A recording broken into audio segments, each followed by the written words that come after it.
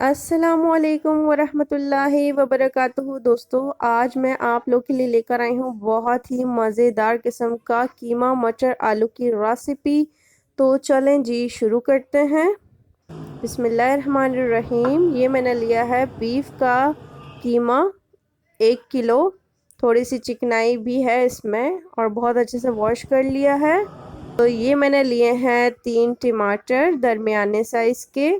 ये मैंने लिए हैं 3 प्याज बड़े साइज़ में, और ये दरमियाने साइज़ के 3 आलू,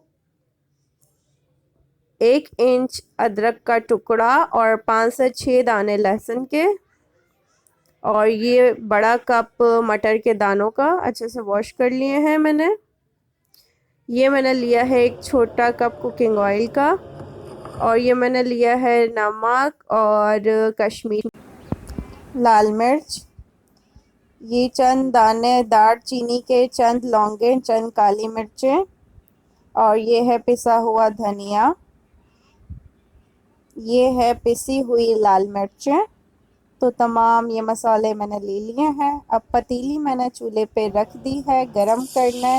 पतीली गरम होने के बाद ये कुकिंग ऑयल ऐड कर लिया और प्याज काट के रख ली थी मैंने।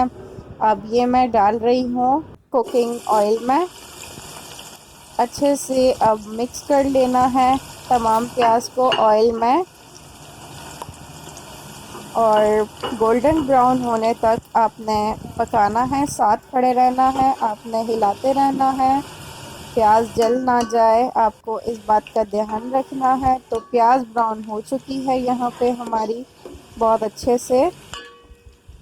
अब इसको मज़ीद ब्राउन नहीं करना आपने।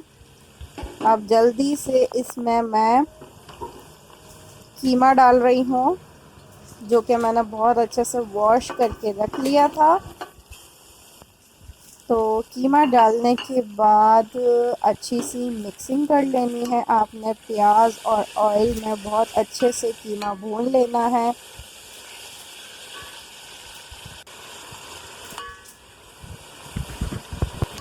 2 मिनट तक आपने मुसल बहुत अच्छे से भूनते रहना है मीडियम फ्लेम पे, ताकि कीमे का जो पानी है वो अच्छे से खुश्क हो जाए और इसमें से जो भी इसकी स्मेल होती है कच्चेपन की वो तमाम निकल जाए। अब टमाटर मैंने काट के रख लिए थे। अब ये टमाटर डाल रही हूँ मैं। टमाटर डालने के बाद टमाटर को भी अच्छे से मिक्स कर लेना है। और अब ये मैं डाल रही हूँ लहसुन अदरक का पेस्ट, जो कि मैंने बना के रख लिया था। ये डाल दिया है मैंने। अब अच्छे से फिर से मैं बुनाई कर रही हूँ। पूरे 1 मिनट तक आपने लहसुन अदरक का पेस्ट डाल के बुनाई करनी है। अब ये जो मैंने गरम मसाले आपको दिखाए थे वो मैंने ऐड कर दिए और मिक्स किए मैंने। और अब मैं डाल रही हूँ नमक। नमक के बाद अब ये मैं डाल रही हूँ पिसा हुआ धनिया। तो नमक और पिसा हुआ धनिया डाल दिया है।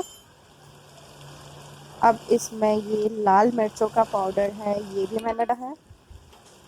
और अब बहुत अच्छे से आपने मिक्स कर लेना है। ये मैंने डाला है कश्मीरी लाल मिर्च का टुकड़ा। आपके पास कुटी हुई लाल मिर्चें हैं तो ½ टी स्पून आप वो भी डाल सकते हैं।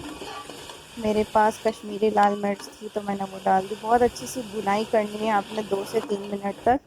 उसके बाद आपने ये मटर डालने हैं। मटर मैंने छील के वॉश करके रखे हुए थे।